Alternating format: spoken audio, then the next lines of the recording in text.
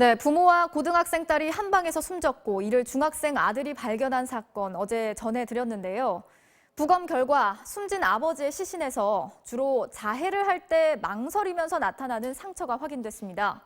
사망 원인과 동기를 두고 여전히 의문점이 남는데 경찰은 사업 실패를 비관한 아버지가 아내와 딸을 살해하고 스스로 목숨을 끊은 것으로 추정하고 있습니다.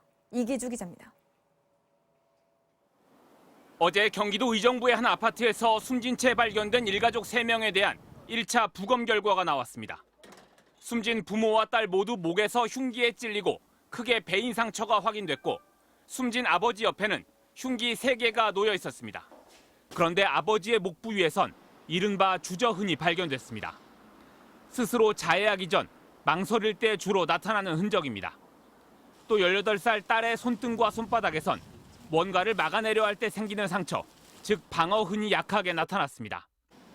유일하게 생존한 아들 A군은 경찰 조사에서 사건 전날 저녁 자신을 제외한 가족들이 수억 원대 빚을 해결하기 위해 집을 처분하는 문제를 논의하면서 서로 부둥켜 안고 울었다고 진술했습니다.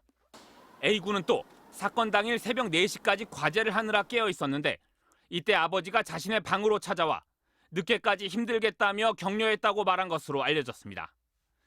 경찰은 아버지가 경제적 어려움을 비관해 아내와 딸을 먼저 살해한 뒤 스스로 목숨을 끊었을 가능성이 큰 것으로 보고 있습니다. 그러나 숨진 모녀가 흉기로 살해당했는데도 혈흔이 주변의 벽이나 바닥에 많지 않은 점, 또 한 침대에서 가지런히 누운 채 발견된 점은 의문입니다.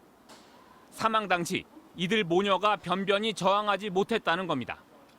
가족들이 극단적인 선택을 할 경우 흉기를 사용하는 경우는 드물다는 점, 그리고 자녀 가운데 아들 한 명만 살해 대상에서 제외한 것도 의아한 대목입니다. 점수 좋았고 애들 항상 그리고 공부도 잘해요. 안에서 1등하고 그랬으니까. 경찰은 중학생 아들이 큰 충격을 받은 점을 고려해 심리 상담을 지원하되 회복되는 대로 사건 당시의 정황에 대해 추가 조사하기로 했습니다. MBC 뉴스 이기주입니다.